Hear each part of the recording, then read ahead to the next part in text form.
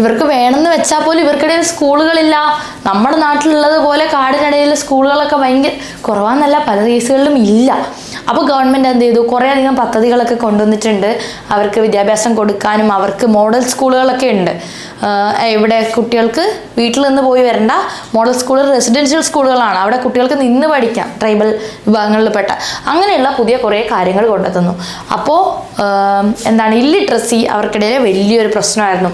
അവർക്ക് പല സാധനങ്ങളും ആക്സസ് ചെയ്യാൻ പറ്റില്ല. ഒരു കാര്യം എഴുതാനും വായിക്കാനും പറ്റില്ല. അല്ലെങ്കിൽ എവിടെയെങ്കിലും പോയി എന്തെങ്കിലും അപ്ലിക്കേഷൻ കൊടുക്കാനോ ബാങ്കിൽ പോകാനോ ലോൺ എടുക്കാനോ ഇങ്ങനെയുള്ള ബേസിക് ആയിട്ടുള്ള സാധനങ്ങൾക്ക് പോലും അവർക്ക് പറ്റുന്നില്ലായിരുന്നു. ഇനി problem of health and nutrition, ആരോഗ്യം പ്രശ്നമായിരുന്നു. ഫുഡ് ഇവർ കാട്ടിൽ നിന്നുള്ളത് മാറി അല്ലാതെ അഗ്രികൾച്ചർ സാധനങ്ങളൊക്കെ ആയപ്പം ഫുഡ് കഴിച്ചാൽ മാത്രം അറിയോ, ഒരു നേരം ചോറുണ്ടായി എല്ലാ ദിവസവും ചോറ് കിട്ടിയാൽ ശരിയാവുമോ? ഇല്ല. നമുക്ക് കുറേ ബോഡിക്ക് കുറേ ന്യൂട്രിയൻസും വിറ്റാമിൻസും ഇതുപോലത്തെ സാധനങ്ങളൊക്കെ വേണമല്ലേ. അപ്പോൾ ഇതൊക്കെ കിട്ടണമെങ്കിൽ കൃത്യമായ തോതിൽ എല്ലാ ടൈപ്പ് ഭക്ഷണവും നമുക്ക് കിട്ടണം. അല്ലെങ്കിൽ എന്താണ്, മാൽ ന്യൂട്രീഷൻ ഉണ്ടാവും അല്ലേ. ഇതവർക്ക് കിട്ടുന്നുണ്ടായിരുന്നില്ല. ഹെൽത്ത് ന്യൂട്രീഷനും ഒരു മെയിൻ പ്രശ്നമായി മാറി.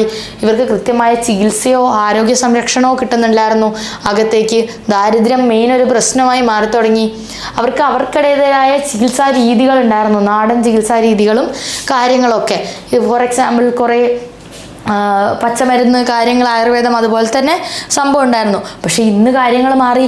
ഇന്ന് അതിൽ നിന്ന് അവരൊക്കെ മാറി ഇപ്പം ഇംഗ്ലീഷ് മരുന്നുകൾ തന്നെയാണ് എന്താണ് ഡിപ്പെൻഡ് ചെയ്യുന്നത്. അത് മാത്രമല്ല, പണ്ട് അവർക്കിടയിലുണ്ടായ അസുഖങ്ങളും അല്ല ഇന്ന് അവർക്കിടയിലുള്ളത്.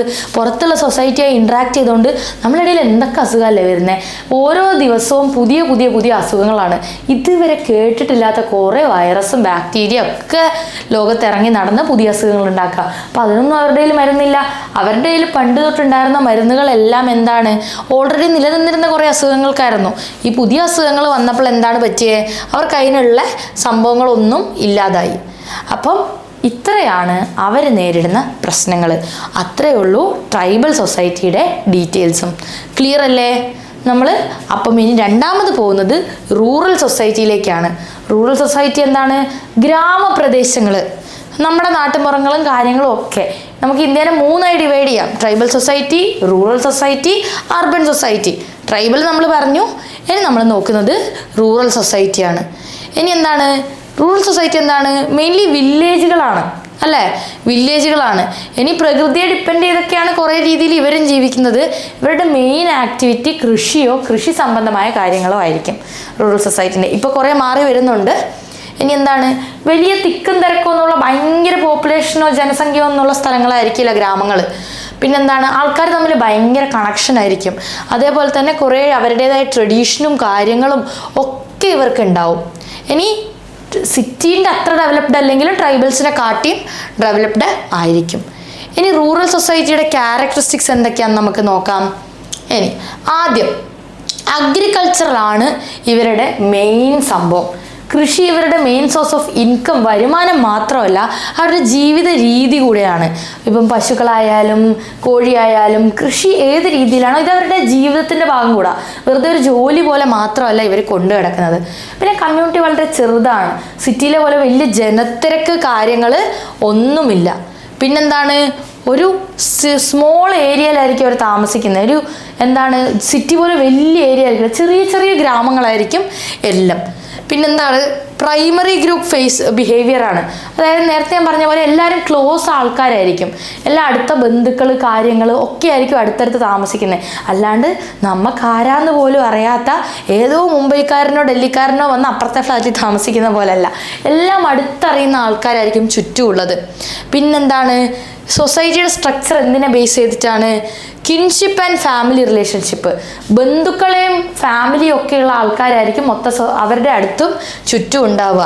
അതുകൊണ്ട് തന്നെ വംശം അഥവാ ലീനിയേജ് വളരെ ഇമ്പോർട്ടൻ്റ് ആണ്. അടുത്തുള്ള ആൾക്കാരും അതേപോലെ തന്നെ ആ ഒരു എൻ്റയർ സൊസൈറ്റിയുടെ സ്ട്രക്ചർ ഡിപ്പെൻഡ് ചെയ്യുന്നത് എങ്ങനെയാണ്, ഈ ഒരു ബന്ധുബലത്തിൻ്റെ ബേസിസിലൊക്കെ ആയിരിക്കും. ഇനി mostly they live in a joint family. അണുകുടുംബത്തിനല്ല അവിടെ ഇമ്പോർട്ടൻസ്, വേറെ എന്തിനാണ്, കൂട്ടുകുടുംബത്തിനാണ് എപ്പോഴും മോസ്റ്റ്ലി അവിടെ ഇമ്പോർട്ടൻസ് ഉണ്ടാവുക. കൂടുതലും കൂട്ടുകുടുംബമായിട്ടാണ് ആൾക്കാർ താമസിക്കുക. ഓക്കെ അല്ലേ?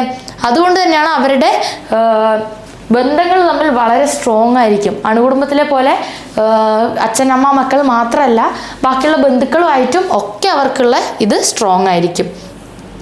പിന്നെന്താണ്, there are more conservative and tradition oriented towards the performance of rituals as well as belief in deities. അവർക്ക് കുറച്ചും കൂടെ അവരുടെ വിശ്വാസങ്ങൾ ഭയങ്കര കൂടുതലായിരിക്കും സിറ്റീസിനെക്കാട്ടിയും. അവർക്ക് വിശ്വാസങ്ങളായാലും ആചാരങ്ങളായാലും അനുഷ്ഠാനങ്ങളായാലും ഒക്കെ അവർ കൃത്യമായി ചെയ്യുന്നവരായിരിക്കും. അത് ഫോളോ ചെയ്യാന്ന് മാത്രമല്ല, എന്താണ്, അവരുടെ വിശ്വാസ രീതികൾ അവർ ഭയങ്കരമായിട്ട് ചേർത്ത് പിടിക്കുകയും ചെയ്യും. Group feeling and mutual corporation is more evident, have A brotherhood feeling. അതായത് നമ്മളെല്ലാവരും ഒരു ഗ്രാമത്തിലുള്ള ആൾക്കാരാണെങ്കിൽ നമ്മളെല്ലാവരും ഒന്നാണ്, ഒരു നാട്ടിലെ ആൾക്കാരാണ്, നമുക്കിടയിൽ ഒരു ഭയങ്കര ഐക്യമുണ്ട് എന്നുള്ള കാര്യം അവർക്കിടയിൽ ഭയങ്കര കൂടുതലായിരിക്കും. പിന്നെന്താണ്, there culture is also known as folk culture.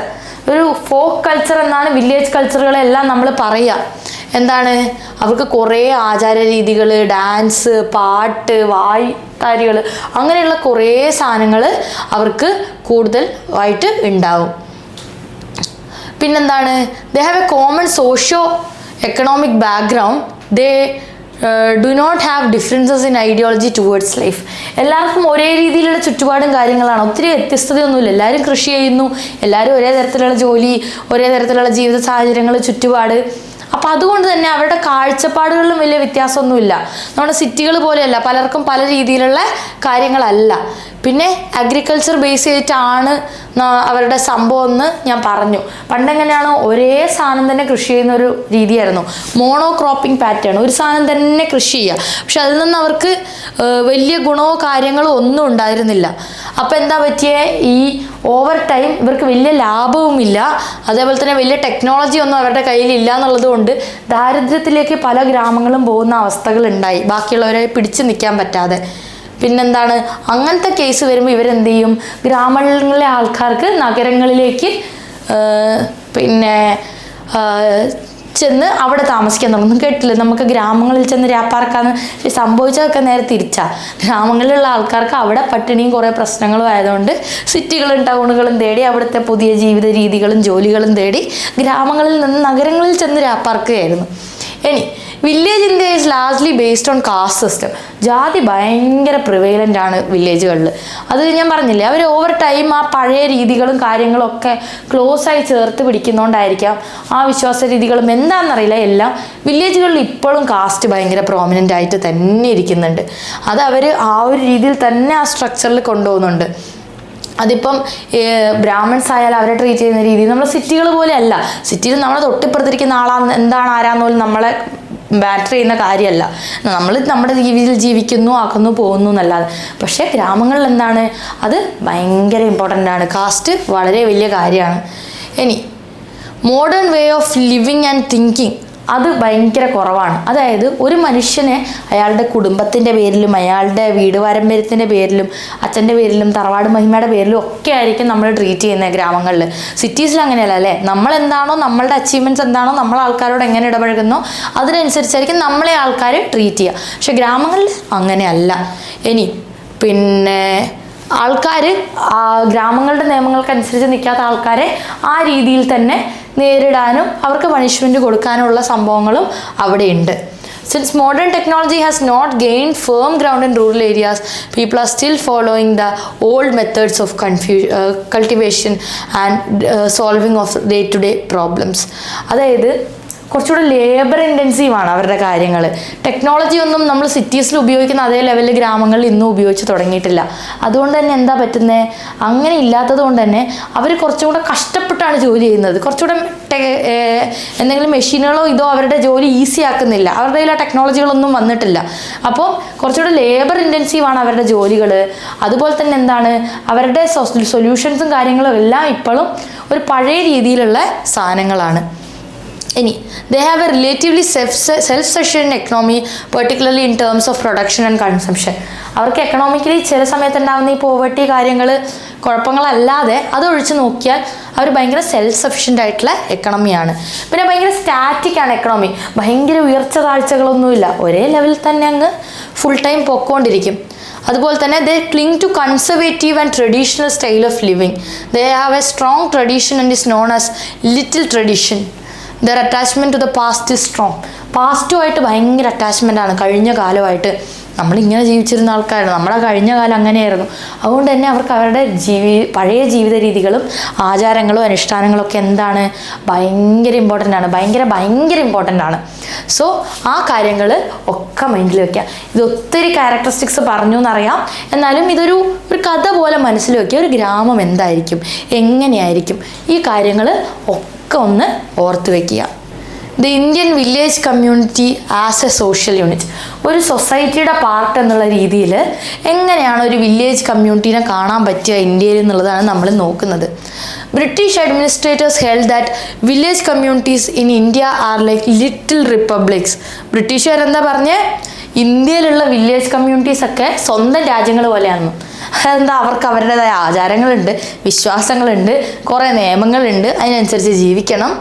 They have everything they want within themselves and they are not dependent on outsiders for their existence. അവർക്ക് വേണ്ടതൊക്കെ അവർക്ക് തന്നെ അവരവരുടെ ഗ്രാമങ്ങളിൽ ഉണ്ടാക്കുന്നുണ്ട്.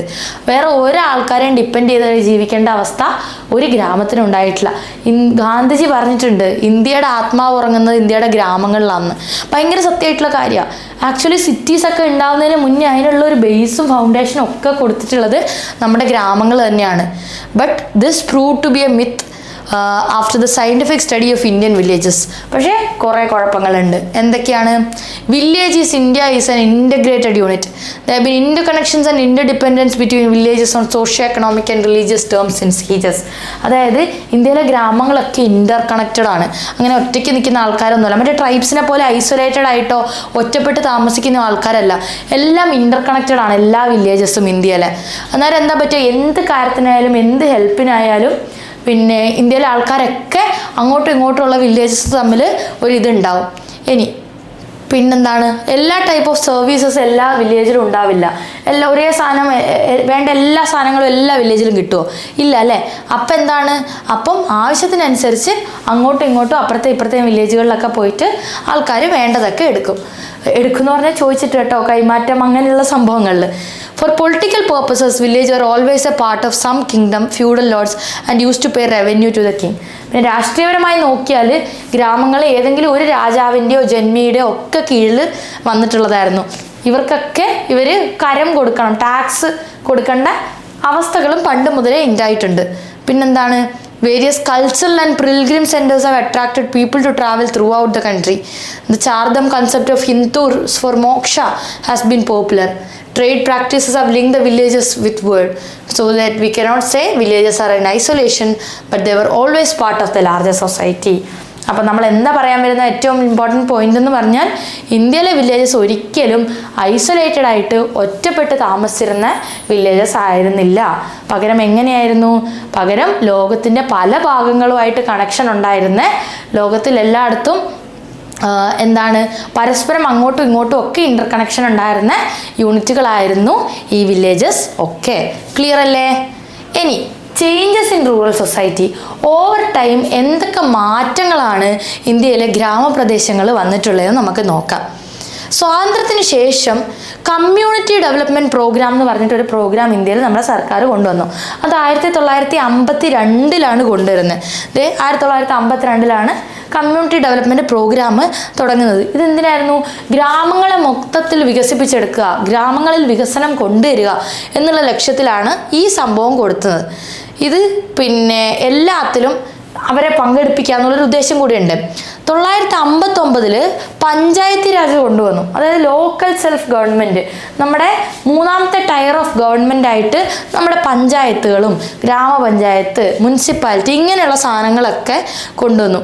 ഈ രണ്ട് പ്രോഗ്രാമും, നമ്മുടെ കമ്മ്യൂണിറ്റി ഡെവലപ്മെൻറ്റ് പ്രോഗ്രാമും പഞ്ചായത്ത് രാജും ഇന്നും വളരെ സക്സസ്ഫുൾ ആയിട്ട് ഓടിക്കൊണ്ടിരിക്കുന്ന പ്രോഗ്രാമാണ് കേട്ടോ. പക്ഷേ ഇൻ്റഗ്രേറ്റഡ് റൂറൽ ഡെവലപ്മെൻറ്റ് എന്നുള്ളൊരു പ്രോഗ്രാം ഈ കമ്മ്യൂണിറ്റി ഡെവലപ്മെൻറ്റ് പ്രോഗ്രാമിനെ റീപ്ലേസ് ചെയ്ത് വന്നിട്ടുണ്ട്. പക്ഷേ സംഭവമൊക്കെ ഏകദേശം സെയിം ആണ്. പക്ഷേ ഇത് വളരെ സക്സസ്ഫുൾ ആയിട്ട് നടന്നിട്ടുള്ളൊരു സാധനമാണ്. ഇനി ഇതിൽ നമ്മുടെ റൂറൽ കമ്മ്യൂണിറ്റിക്കായാലും അർബൻ കമ്മ്യൂണിറ്റിക്കായാലും വളരെ ക്ലോസ് ആയിട്ട് കണ്ടിന്യൂസ് ആയിട്ടുള്ളൊരു ഇൻട്രാക്ഷൻ അതിലുണ്ട്. ഇനി the villager visits the urban areas and comes into contact with the urban people. Some urban cultures enters into the village. ഈ അർബൻ ഏരിയാസ് ആയാലും റൂറൽ ഏരിയാസ് ആയാലും അങ്ങോട്ടും ഇങ്ങോട്ടും പോലും ഇൻട്രാക്ഷൻസ് ഉണ്ട്. ഗ്രാമങ്ങളിലുള്ള ആൾക്കാർ അവിടെ മാത്രമേ താമസിക്കുള്ളൂ എന്നല്ല, അങ്ങോട്ട് പോകും, സിറ്റീസിൽ പോകും, താമസിക്കും, തിരിച്ചു വരും, അങ്ങനെയുള്ള ക്ലോസ് ഇൻട്രാക്ഷൻ ഇപ്പം നടക്കുന്നുണ്ട്. ആൻഡ് ഈ ഒരു ഇൻട്രാക്ഷൻ കാരണം പല ചേഞ്ചസും രണ്ട് ഭാഗത്തും നടന്നിട്ടുമുണ്ട്.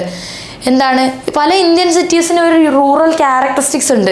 ഇപ്പം ഫോർ എക്സാമ്പിൾ ഫുഡിൻ്റെ കാര്യത്തിലായാലും അങ്ങനെയുള്ള കാര്യത്തിലായാലും എന്താണ്, ഒരു ഇൻ്റർഡിപ്പെൻഡൻസ് ഉണ്ട് സിറ്റീസും ഗ്രാമങ്ങളും തമ്മിൽ. ഇന്ന് സിറ്റീസിൽ പോയാൽ നമ്മുടെ നാടൻ ഫുഡ് ഐറ്റംസ് കിട്ടുന്ന സാധനങ്ങൾക്ക് ഭയങ്കര ഡിമാൻഡാണ് കടകൾക്ക്. കാരണം എന്താ, ഗ്രാമങ്ങളിൽ നിന്നുള്ള ആൾക്കാർ പല ആവശ്യത്തിനും ജോലിക്കും ഒക്കെ വന്ന് സിറ്റിയിൽ നിന്നിട്ട് അവർക്ക് ആ ടൈപ്പ് ഭക്ഷണം കഴിക്കാൻ വേണ്ടിയിട്ട് അവർ കണ്ടിന്യൂസ് ആയിട്ട് എന്താണ് ഇവിടെ സിറ്റികളിൽ തിരഞ്ഞുകൊണ്ടിരിക്കും. അപ്പം അതുപോലെ തന്നെ കാസ്റ്റ് സിസ്റ്റവും കുറഞ്ഞു വരികയാണ് ഗ്രാമങ്ങളിൽ. ഇല്ല എന്നല്ല, നന്നായിട്ടുള്ള സ്ഥലങ്ങളുണ്ട്. പക്ഷെ പല സമയങ്ങളിലും അതിൻ്റെ ആ ഒരു അത്ര തീവ്രത കുറഞ്ഞു വരുന്നുണ്ട്. ഇനി എന്താണ്, അടുത്ത മൂന്നാമത്തെ സെക്ഷനാണ് അർബൻ സൊസൈറ്റി എന്ന് പറയുന്നത്. നമ്മൾ റൂറൽ സൊസൈറ്റി പറഞ്ഞു, ട്രൈബൽ സൊസൈറ്റി പറഞ്ഞു, മൂന്നാമത്തേത് അർബൻ സൊസൈറ്റി അഥവാ നഗരങ്ങൾ. എങ്ങനെയാണ് നഗരങ്ങൾ? ടൗൺസ് ഉണ്ട്, സിറ്റീസ് ഉണ്ട്, മെട്രോകളുണ്ട്. ഇതൊക്കെ എന്തിൽ വരും? നമ്മുടെ അർബൻ ടൈപ്പ് ഓഫ് ലിവിങ്ങിലും സൊസൈറ്റീസിലും വരും. ഇവിടെ എന്താണ്, ഇവിടെ ഭയങ്കര ഡെൻസിറ്റി ഓഫ് പോപ്പുലേഷനാണ്, ഭയങ്കര ജനത്തിരക്കാണ്, ജനസംഖ്യ വളരെ കൂടുതലാണ്. അതായത് ഇപ്പം ഒരു ഗ്രാമം എടുത്താൽ ഒരു 100 സെൻറ്റിനകത്ത് ഒരു 10 പേരെ താമസിക്കുന്നെങ്കിൽ ഗ്രാമങ്ങളെടുത്താൽ ഒരു 10 സെൻറ്റിനകത്ത് ഒരു 20 പേര് താമസിക്കുന്നുണ്ടാവും. മനസ്സിലായി? അത്ര തിരക്കാണ്. ഒരു ഏരിയയിൽ തന്നെ അത്രയും ആൾക്കാരുണ്ടാവും. എങ്ങനെയെങ്കിലും വേണമെങ്കിൽ ഒരു മുറി റൂമിനൊക്കെ 15,000 രൂപ വാടകയും കൊടുത്ത് താമസിക്കുന്ന ആൾക്കാർ നഗരങ്ങളിലുണ്ട്. കാരണം എന്താ, നഗരത്തിൽ ജീവിച്ചാൽ മതി, ജോലി സാധ്യതയും ജീവിത സാഹചര്യവും ഒക്കെ ബെറ്ററാണ്. അതുകൊണ്ട് എത്ര പൈസ കൊടുത്തും എത്ര ചെറിയ റൂമാണെങ്കിലും എത്ര പേര് കൂടിയിട്ടാണെങ്കിലും താമസിക്കാൻ റെഡിയാണ്. People engaging mostly in occupation other than agriculture and domestication animals. അതായത് മൃഗങ്ങളെ വളർത്തുന്നതിൽ നിന്നും കൃഷിയിൽ നിന്നും മാറിയിട്ടുള്ള എല്ലാ ജോലികളും ഓൾമോസ്റ്റ് എവിടെ ചെയ്യുന്നുണ്ട്? നഗരങ്ങളിൽ ചെയ്യുന്നുണ്ട്. പിന്നെന്താണ്, culture is different from that of the other large societies culture. അതായത് ബാക്കിയുള്ള സ്ഥലങ്ങളിലുള്ള ഒരു സംസ്കാര രീതിയോ പെരുമാറ്റ രീതിയോ ജീവിത സാഹചര്യമോ ജീവിത ശൈലിയോ അല്ല എവിടെയുള്ളത്? അർബൻ സൊസൈറ്റീസിൽ ഉള്ളത്. ഇനി അർബൻ സൊസൈറ്റിയുടെ ക്യാരക്ടറിസ്റ്റിക്സ് എന്തൊക്കെയാണെന്ന് നമുക്ക് നോക്കാം. ആദ്യത്തെ എന്താണ്? Cities and towns have A higher density of population than rural areas. ഞാൻ പറഞ്ഞു, ജനത്തിരക്ക് കൂടുതലാണ്. ഒരു പെർട്ടിക്കുലർ ഏരിയയിൽ താമസിക്കുന്ന ആൾക്കാരുടെ എണ്ണം വളരെ കൂടുതലാണ്. അത് ഏത് സ്ഥലം എടുത്താലും അവിടെ താമസിക്കാൻ സുഖകരമായി പറ്റുന്നതിലും അധികം ആൾക്കാരായിരിക്കും അവിടെ താമസിക്കുന്നുണ്ടാവുക. പിന്നെന്താണ്, കൾച്ചറൽ ഹെട്രോജിനിറ്റി ഉണ്ട്. അതായത് എല്ലാ ആൾക്കാരും ഒരേ സംസ്കാരം ഉള്ള ആൾക്കാരോ ഒരേ ബാക്ക്ഗ്രൗണ്ടിൽ നിന്ന് വന്ന ആൾക്കാരോ ആയിരിക്കില്ല. പല സംസ്കാരത്തിൽ നിന്നോ പല പാരമ്പര്യത്തിൽ നിന്നോ വന്ന ആൾക്കാരായിരിക്കും ഒരുമിച്ച് താമസിക്കുന്നവരൊക്കെ. അതുകൊണ്ട് കൾച്ചറൽ ഹോമോജിനിറ്റി ഇല്ല, കൾച്ചറൽ ഹെട്രോജിനിറ്റി ഉണ്ട്, വൈവിധ്യത ഉണ്ട്. അപ്പം വൈവിധ്യമാർന്ന കൾച്ചറൽ ബാക്ക്ഗ്രൗണ്ടിൽ നിന്ന് വരുന്ന ആൾക്കാരാണ് കൂടുതലായിട്ടും ഉള്ളത്.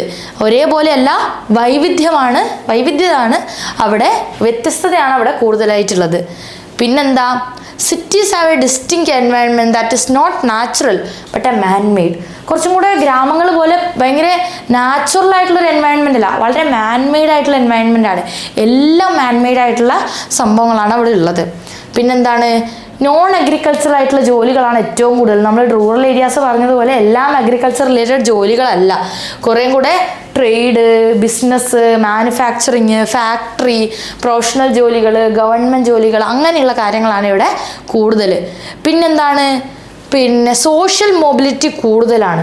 സോഷ്യൽ മൊബിലിറ്റി എന്ന് പറഞ്ഞാൽ ക്ലാസ് ഉണ്ടല്ലോ, അതായത് ഹയർ ക്ലാസ് ആൾക്കാർ, ലോവർ ക്ലാസ് ആൾക്കാർ, മിഡിൽ ക്ലാസ് ആൾക്കാർ, ഇതിൽ അങ്ങോട്ടും ഇങ്ങോട്ടും ആർക്ക് വേണേലും പോവാം. നമ്മുടെ ജാതി പോലെയല്ല. ജാതി നമ്മൾ ഏതിൽ ജനിക്കുന്നോ ആ ജാതിയിൽ തന്നെയാണ് നമ്മൾ മരിക്കുന്നവരെ. ക്ലാസ് എങ്ങനെയാണ്? നമ്മുടെ പൈസ വന്നാൽ നമ്മൾ അപ്പർ ക്ലാസ്സാണ്, നമ്മുടെ പൈസ കുറഞ്ഞാലോ നമ്മൾ താഴോട്ട് പോയി. അപ്പം പൈസ ഉണ്ടാക്കാനുള്ള സാധ്യതയും ഈ ക്ലാസ്സിൽ മുകളിലോട്ട് പോകാനുള്ള സാധ്യതയും എപ്പോഴും സിറ്റികൾ തരുന്നുണ്ട്. അപ്പോൾ സോഷ്യൽ മൊബിലിറ്റി എന്ന് പറയുന്നത് അതിനെയാണ്. ആ മൊബിലിറ്റി നമുക്ക് എപ്പോഴും സിറ്റികളിലുണ്ട്. Formal social control is found in urban areas. അതായത് നമ്മൾ നേരത്തെ സോഷ്യൽ കൺട്രോൾ പഠിച്ചില്ലേ കഴിഞ്ഞ ചാപ്റ്ററിൽ? അതിൽ നമ്മൾ എന്തൊക്കെ പറഞ്ഞു? 2 ടൈപ്പ് ഓഫ് സോഷ്യൽ കൺട്രോൾ ഉണ്ട്. ഫോർമൽ സോഷ്യൽ കൺട്രോളും ഉണ്ട്, ഇൻഫോർമൽ സോഷ്യൽ കൺട്രോളും ഉണ്ട്. ഇതിൽ സിറ്റീസിൽ ഏറ്റവും കൂടുതലുള്ളത് ഫോർമൽ സോഷ്യൽ കൺട്രോൾ ആണ്. ഇനി in urban areas interaction among people is based on secondary contact and not primary contact. നമ്മൾ ട്രൈബൽ ഏരിയാസിൻ്റെ കേസിലായാലും റൂറൽ ഏരിയാസിൻ്റെ കേസിലായാലും നേരത്തെ പറഞ്ഞിരുന്ന ഒരു കാര്യമുണ്ട്. എന്താണ്?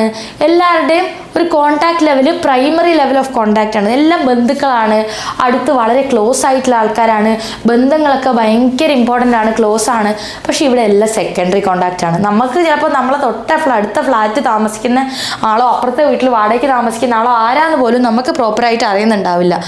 സോ എപ്പോഴും കാണാൻ പറ്റിയെന്ന് വരില്ല, ഇൻട്രാക്ഷൻ ഉണ്ടാവില്ല, അതൊന്നും സിറ്റീസിൽ ഉണ്ടാവില്ല.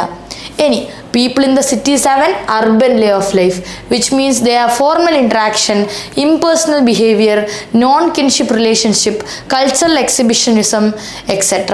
അതായത് നമുക്ക് എപ്പോഴും ഡേ ടു ഡേ ലൈഫിൽ അവരുമായിട്ട് ഇൻട്രാക്ട് ചെയ്യാൻ പറ്റില്ല അല്ലേ? ഗ്രാമങ്ങൾ അങ്ങനെയല്ല. നമ്മൾ വീടിന്ന് പണിയെടുക്കുന്നത് അപ്പുറത്തെ വീട്ടിലെ ചേച്ചിയായിട്ട് സംസാരിച്ചുകൊണ്ടായിരിക്കും. ഇവരൊക്കെ ഇടയ്ക്ക് ഒരുമിച്ച് വരും, ഇപ്പുറത്ത് എന്തെങ്കിലും ഉണ്ടാക്കി അപ്പുറത്ത് കൊണ്ട് കൊടുക്കും.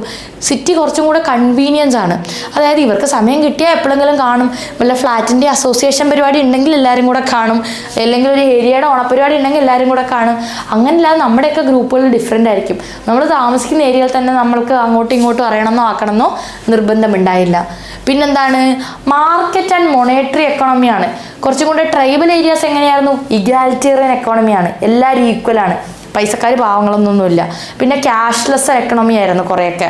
റൂറൽ എക്കണോമി എങ്ങനെയാണ്? കുറേയൊക്കെ ബാർട്ടർ സിസ്റ്റം ഉണ്ട്, മൊണേറ്ററി എക്കണോമി ഉണ്ട്. ഇവർ പക്ഷേ ഫുള്ളി മാർക്കറ്റ് ആൻഡ് മൊണേറ്ററി എക്കണോമിയാണ്. എല്ലാം പൈസയുടെ അടി. പാവപ്പെട്ടവർ പൈസക്കാരും തമ്മിൽ വളരെ വലിയ ഡിഫറൻസ് ഉണ്ട്. ഇഗാലിറ്റേറിയൻ എക്കണോമി ഒന്നും അല്ല, ഇക്വാലിറ്റി ഒന്നുമില്ല. മൊണേറ്ററി ആൻഡ് മാർക്കറ്റ് എക്കണോമിയാണ്. പിന്നെന്താണ്? ഫെസിലിറ്റീസ് ഭയങ്കര അടിപൊളിയായിരിക്കും. സിവിക് ഫെസിലിറ്റീസ്, അതായത് എന്തൊക്കെയാണ്? റോഡ് തൊട്ട് ആശുപത്രി തൊട്ട് സ്കൂള് തൊട്ട് പാർക്ക് തൊട്ട് ഹോസ്പിറ്റൽ തൊട്ട് എല്ലാം. വെറുതെ കറങ്ങി നടക്കാനുള്ള റോഡോ അല്ലെ സിനിമാ തിയേറ്ററോ വരെ അടിപൊളിയായിരിക്കും. പിന്നെന്താണ്? Anonymity is a feature of urban societies. People do not know each other in the city as in villages. ഞാൻ നേരത്തെ പറഞ്ഞ പോലെ ആൾക്കാർക്ക് പരസ്പരം അങ്ങോട്ടും ഇങ്ങോട്ടും അറിയണമെന്ന് പോലും നിർബന്ധം ഇല്ല. ഇനി നമ്മളെന്താ അടുത്ത് നോക്കാൻ പോകുന്നത്? ഇന്ത്യാസ് അർബൻ കമ്മ്യൂണിറ്റീസ് ആണ്. ഇന്ത്യയിലുള്ള അർബൻ കമ്മ്യൂണിറ്റിയുടെ ക്യാരക്ടറിസ്റ്റിക്സ് എന്തൊക്കെയാണ്? ഇത്ര നേരം നമ്മൾ പറഞ്ഞത് മൊത്തത്തിൽ അർബൻ കമ്മ്യൂണിറ്റി ലോകത്ത് എവിടെ ആണെങ്കിലും ഏത് രീതിയായിരിക്കുന്ന. ഇനി ഇന്ത്യയിലുള്ള കമ്മ്യൂണിറ്റികൾക്ക് കുറച്ച് സ്പെസിഫിക് ക്യാരക്ടറിസ്റ്റിക്സ് ഉണ്ട്. അതെന്തൊക്കെയാണെന്ന് നോക്കാം. An area having some urban administrative unit like a municipality, metropolitan council, notified area council or cantonment board etc. ഇന്ത്യയിൽ ഏത് സ്ഥലങ്ങളൊക്കെയാണ് നമ്മൾ അർബൻ ഏരിയാസ് എന്ന് വിളിക്കുക? അതായത് പിന്നെ ഒരു അർബൻ അഡ്മിനിസ്ട്രേറ്റീവ് യൂണിറ്റ് ഉണ്ടെങ്കിൽ ഭരിക്കുന്ന ഒരു സംഭവം ഉണ്ടല്ലോ. നമ്മളിപ്പോൾ പഞ്ചായത്ത് രാജ് കൊണ്ടുവന്നു, അതിൽ തന്നെ 2 എണ്ണം ഉണ്ട്. ഒന്ന് നമുക്ക് പഞ്ചായത്തുകളുണ്ട്, ഒന്ന് മുനിസിപ്പാലിറ്റികളുണ്ട്.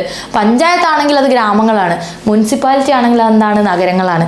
അപ്പോൾ മുനിസിപ്പാലിറ്റി അല്ലെങ്കിൽ അതുപോലെ അർബൻ അഡ്മിനിസ്ട്രേഷനാണ് ഉള്ളത്. ഫോർ എക്സാമ്പിൾ ഒരു എന്താണ് മെട്രോ സിറ്റിയാണ്, അല്ലെങ്കിൽ അതൊരു മുനിസിപ്പാലിറ്റിയാണ്, അല്ലെങ്കിൽ കന്റോൺമെൻറ്റ് ബോർഡാണ്.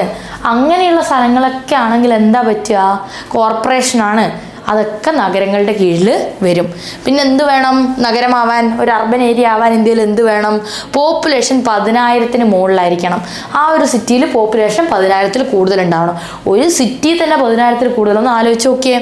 പിന്നെ 75% ഈ 10,000 ആൾക്കാരിൽ അറ്റ്ലീസ്റ്റ് 7,500 ആൾക്കാരെങ്കിലും, അഥവാ 75% ആൾക്കാർ കൃഷി അല്ലാതെ വേറെന്തെങ്കിലും ജോലി ചെയ്യുന്നവരായിരിക്കണം. പിന്നെന്താണ്? ഒരു പെർ സ്ക്വയർ മൈലിൽ, അതായത് ജനത്തിരക്ക് 1000 പേരെങ്കിലും താമസിക്കണം. ഒന്നാലോചിച്ചൊക്കെ, ഒരു മൈൽ സ്ക്വയറിൽ 1000 പേരാണ് താമസിക്കുന്നുണ്ടാവുക. അത്രയും വേണം. പിന്നെ having some urban amenities like industrial area, housing settlement, entertainment, tourist importance etcetera. Facilities നല്ലതായിരിക്കണം. നല്ല റോഡുകൾ, പാർക്കുകൾ, എൻ്റർടൈൻമെൻറ്റ് സെൻറ്ററുകൾ, ഇങ്ങനെയുള്ള സംഭവങ്ങളെല്ലാം ഉണ്ടാവണം. പിന്നെ ഇനി ഈ ക്രൈറ്റീരിയയുടെ ബേസിസിൽ തന്നെ ഇന്ത്യയിലെ സിറ്റികളെ നമ്മൾ കുറേ ടൈപ്പായിട്ട് പോലും തിരിച്ചിട്ടുണ്ട്. അപ്പോൾ ഇതാണ് ബേസിക്കലി ഒരു അർബൻ ഏരിയ ആവാൻ ഇന്ത്യയിൽ വേണ്ട ക്രൈറ്റീരിയ എന്ന് പറഞ്ഞു. ഇനി ഇതിൻ്റെ ബേസിസിൽ നമ്മൾ എങ്ങനെയൊക്കെ തിരിച്ചിട്ടുണ്ടെന്ന് അറിയാവോ? ഇതാ 10 ലക്ഷത്തിന് മുകളിൽ പോപ്പുലേഷനുള്ള സിറ്റീസാണ്. 10,000 മതി സിറ്റി ആവാൻ. 10 ലക്ഷത്തിന് മുകളിലാണെങ്കിൽ അതിനെ നമ്മൾ മെട്രോ സിറ്റി എന്ന് വിളിക്കും. നമുക്ക് എന്തോരം മെട്രോ സിറ്റീസ് ഉണ്ട്? 1 ലക്ഷത്തിന് മുകളിലാണെങ്കിൽ ക്ലാസ് 1 സിറ്റി, 50,000 മുകളിലാണെങ്കിൽ ക്ലാസ് 2 ടൗൺ ആയി, 20,000 മുകളിലാണെങ്കിൽ ക്ലാസ് 3 ടൗൺ, 10,000 മുകളിലാണെങ്കിൽ ക്ലാസ് 4 ടൗൺ. ക്ലിയർ അല്ലേ? അപ്പം ഇന്ത്യയിൽ തന്നെ എന്തോരം മെട്രോ സിറ്റീസ് ഉണ്ടെന്ന് ആലോചിച്ച് നോക്ക്. അപ്പം മെട്രോ സിറ്റീസിൽ ആ മെട്രോ സിറ്റിയിലെ ജനത്തിരക്കൊന്ന് ആലോചിച്ച് നോക്ക്. 10 ലക്ഷം ആൾക്കാരിൽ കൂടുതൽ കുറഞ്ഞത് അവിടെയുണ്ട് മെട്രോ സിറ്റീസ്. എന്നാലേ മെട്രോ സിറ്റി ആവുള്ളൂ. മനസ്സിലായില്ലേ? അപ്പം അങ്ങനെയുള്ള സംഭവങ്ങളുണ്ട്. ഇനി അടുത്തത് നമ്മൾ പറയാൻ പോകുന്നത് അർബൻ സോഷ്യൽ പ്രോബ്ലംസിനെ കുറിച്ചിട്ടാണ്. അതായത് അർബൻ ഏരിയ ആണ്, വലിയ സൗകര്യങ്ങളുണ്ട്, കാര്യങ്ങളുണ്ട്, എന്നാൽ പ്രശ്നങ്ങൾക്കൊന്നും ഒരു കുറവ് എവിടെയും ഇല്ല. ഇവിടെയും ഉണ്ട് പ്രശ്നങ്ങൾ. എന്തൊക്കെയാ? Several social problems such as congestion of population. ജനത്തിരക്ക് ഭയങ്കര കൂടുതലാണ്. ഇത്രയും ആൾക്കാർക്ക് വീടും സൗകര്യമൊക്കെ വേണ്ടേ? ഫ്ലാറ്റ് ഉള്ളതുകൊണ്ട് ഒരു ഏരിയയിൽ മുകളിലോട്ട് കെട്ടിപ്പോവാം, എന്നാലും എന്തോരം കെട്ടിപ്പോവും. പിന്നെ സ്ലംസ് ഭയങ്കര അധികമുള്ള ഒരു പ്രശ്നം കേട്ടോ. നമ്മൾ ധാരാവി എന്നൊക്കെ കേട്ടിട്ടില്ലേ? ധാരാവിയിലെ പ്രശ്നം എന്താ? ചേരികളല്ലേ? ചേരികൾ എത്രയോ ഏക്കറുകളിൽ ആ ചേരി കിടക്കുകയാണ്. അതായത് ആൾക്കാർക്ക് ബേസിക് ആയിട്ട് ഇലക്ട്രിസിറ്റിയോ വെള്ളമോ ശുദ്ധജലമോ ടോയ്ലറ്റ് ഫെസിലിറ്റീസോ കിടക്കാനൊരു സ്ഥലം പോലും ഇല്ലാതെ അടുക്കിയിട്ട പോലെ ചേരികളിൽ ആൾക്കാർ ഒരു വൃത്തിയും ഇല്ലാത്ത സ്ഥലങ്ങളിൽ ബേസിക് ആയിട്ട് ഒരു ആരോഗ്യ സംരക്ഷണത്തിലുള്ള കാര്യങ്ങളോ ശുദ്ധജലമോ കിട്ടാതെ ജീവിക്കുകയാണ്. ക്രൈം, ഇങ്ങനെയുള്ള സാഹചര്യങ്ങൾ കൂടുമ്പം അക്രമങ്ങൾ കൂടും, ക്രൈമുകൾ കൂടും, ആൾക്കാർ തട്ടിപ്പറിക്കൽ തൊട്ട് കൊലപാതകം തൊട്ട് മോഷണം തൊട്ട് അങ്ങനെയുള്ള പല സംഭവങ്ങളും കൂടും. പിന്നെ shortage of resources and facilities. അതായത് എല്ലാവർക്കും കിട്ടാൻ മാത്രമുള്ള റിസോഴ്സസ് ഇല്ല അവിടെ. ശുദ്ധജലമുണ്ട്, 10 ലക്ഷം പേരുള്ള ഒരു സിറ്റിയിൽ എത്ര പേർക്ക് ശുദ്ധജലം എത്തിക്കാൻ പറ്റും? കുറവ് സംഭവിക്കും. അപ്പം എന്താ പറ്റുക? പൈസക്കാർക്ക് കിട്ടും, ഇല്ലാത്തവന് കിട്ടൂല. അങ്ങനെ കാര്യങ്ങൾ മാറും. Certain problems emerge from anonymity in cities where personal relation and primary group are broken down. കുറേ പ്രശ്നങ്ങൾ സംഭവിക്കുന്നത് എന്തുകൊണ്ടാന്ന് വെച്ചാൽ ആൾക്കാർ തമ്മിൽ വലിയ ബന്ധമൊന്നുമില്ല. എല്ലാവരും ഭയങ്കര സെൽഫിഷാവും, സ്വന്തം കാര്യം മാത്രം നോക്കി ജീവിക്കുന്ന ആൾക്കാരായിരിക്കും. ബാക്കിയുള്ളവർക്ക് എന്ത് കിട്ടിയാലും കിട്ടിയില്ലെങ്കിലും പറ്റിയാലും പറ്റിയില്ലെങ്കിലും ഞങ്ങൾക്കൊന്നും ഇല്ല എന്നുള്ള രീതിയിലേക്ക് കാര്യങ്ങൾ മാറും. അപ്പം ഈ ഒരു ചിന്തയിൽ നിന്ന് എന്താ പറ്റുക? ആ കുറേ പ്രശ്നങ്ങൾ ഉണ്ടാവാൻ തുടങ്ങും.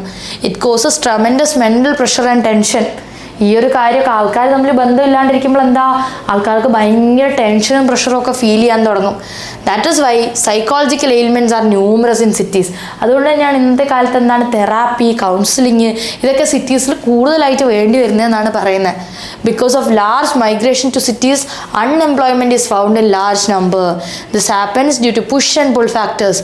This causes a lot of frustration among people. സിറ്റികൾക്ക് ജോലി സാധ്യത കൂടുതലാന്ന് പറഞ്ഞിട്ട് ലോകത്തുള്ള എല്ലാ ആൾക്കാരും സിറ്റീസിലോട്ട് പോകും. ഇത്രയും ആൾക്കാർക്കൊക്കെ ജോലി കൊടുക്കാൻ സിറ്റിക്ക് ഉണ്ടോ? ഇല്ല.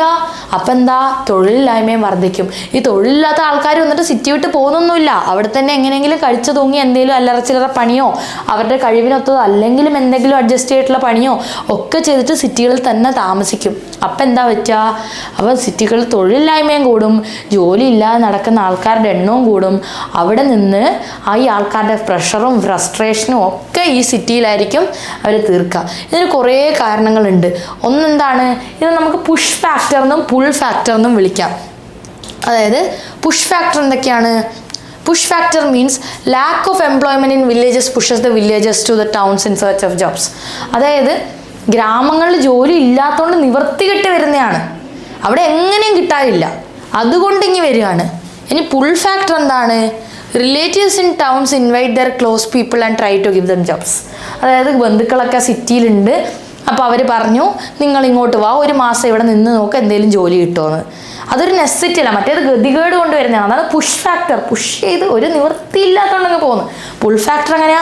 മക്കളെ വാ, നമ്മുടെ കൂടെ ഒരു മാസം വന്ന് നിൽക്കുക, എന്നിട്ട് നമുക്ക് ജോലി നോക്കാം. അതാണ് പുൾ ഫാക്ടർ എന്ന് പറയുന്നത്. നമ്മൾ ഗൾഫിലുള്ള ആൾക്കാർ ബന്ധുക്കൾ പറയുക ഒരു മാസം വിസിറ്റിംഗ് വിസ എടുത്ത് ഇവിടെ വന്ന് നിന്ന് നോക്ക്, എന്തെങ്കിലും ജോലി കിട്ടിയാൽ കൺവേർട്ട് ചെയ്ത് പിന്നെ ഇവിടെ അങ്ങ് സ്ഥിരമാക്കാന്ന്. അതുപോലെ ഇനി the entertainment aspect of urban life also pulls the people to towns. രണ്ടാമത്തെ പുൾ ഫാക്ടർ എന്താ? ഒരു സിറ്റിക്ക് ഒരു ഭയങ്കര ഭംഗിയുണ്ടല്ലേ, നൈറ്റ് ലൈഫ്, സുഖകരമായ ജീവിതം. ബാംഗ്ലൂർ എന്നൊക്കെ പറയുമ്പോൾ നമ്മുടെ മൈൻഡിലേക്ക് എന്താ വരിക? അപ്പോൾ ഇതൊക്കെ കണ്ട് ആകൃഷ്ടരായി പോകുന്ന ഒത്തിരി ആൾക്കാരുണ്ട്. അപ്പോൾ അതും ഒരു പുൾ ഫാക്ടറാണ്. The migrants in the cities do not have a respectable place to stay. നമ്മളിപ്പം അതിഥി തൊഴിലാളികളൊക്കെ ആണെങ്കിൽ, വേറെ ഏത് നാട്ടിൽ നിന്നൊക്കെ വരുന്നവരാണെങ്കിൽ മര്യാദയ്ക്ക് വളരെ അഭിമാനത്തോടെ ജീവിക്കാൻ പറ്റിയ ഒരു സ്ഥലം പോലും അവർക്കില്ല മര്യാദയ്ക്ക് കിടന്നുറങ്ങാൻ. They generally settle down as clusters on outskirts of cities. This grow into slums. അപ്പോൾ അവരെന്താണ്, കിട്ടുന്ന സ്ഥലങ്ങളിൽ എങ്ങനെയെങ്കിലുമൊക്കെ ചെറിയ വീടുകളോ ഷീറ്റുകളോ ഒക്കെ വെച്ചിട്ട് ചേരികൾ പോലെ ഉണ്ടാക്കും. ഇതാണ് വലിയ ചേരികളായിട്ട് പിന്നീട് മാറുന്നത്. The conditions deteriorate from bad to worse with passage of time. There is a high incidence of crime in cities. It is mainly found because of unemployment, frustration and due to large density of population. Over time എന്താ പറ്റുക, crime റേറ്റുകളും കൂടും. Crime rate കൂടുന്നത് എന്തുകൊണ്ടാണെന്നാണ് പറയണേ, ഈ തൊഴിലില്ലായ്മയും ഫ്രസ്ട്രേഷനും പ്രഷറും പിന്നെന്താണ് ഈ ഡെൻസിറ്റിയും ജീവിത സാഹചര്യവും ഒക്കെ കൂടിയിട്ട് അങ്ങനെ സിറ്റീസിൽ എന്ത് പറ്റും, ഈ പിന്നെ കാര്യങ്ങൾ വളരെ പ്രശ്നങ്ങൾ കൂടിക്കൊണ്ടിരിക്കും. അപ്പം ഒരു മിനിറ്റ് ഞാൻ എൻ്റെയും കൂടെ പറഞ്ഞോട്ടെ, എത്ര കുഴപ്പമില്ലല്ലോ. അപ്പോൾ ഇത്രയും കാര്യങ്ങളാണ് ഈ ചാപ്റ്ററിൽ പഠിക്കാനുള്ളത്. നമ്മൾ 3 ടൈപ്പ് ഓഫ് ഇന്ത്യൻ സൊസൈറ്റി നോക്കി, ട്രൈബൽ നോക്കി, റൂറൽ നോക്കി, അർബൻ നോക്കി. 3ഉം ക്ലിയർ അല്ലേ? വളരെ സിമ്പിളായിട്ടുള്ള ചാപ്റ്ററാണ് ആക്ച്വലി. 3ഉം വളരെ ഒന്ന് ആലോചിച്ചെടുത്ത് മൈൻഡിൽ നിന്ന് ഉത്തരം എഴുതാൻ പറ്റുന്ന കാര്യങ്ങളേ ഉള്ളൂ. അതിൽ ഞാൻ പറഞ്ഞ സ്പെസിഫിക് പോയിന്റ്സ് മാത്രം ഓർത്ത് വയ്ക്കുക. അപ്പോൾ ഇത്രയേ ഉള്ളൂ. അടുത്ത ക്ലാസ്സിൽ കാണാം. അപ്പോൾ ശരി, ബൈ.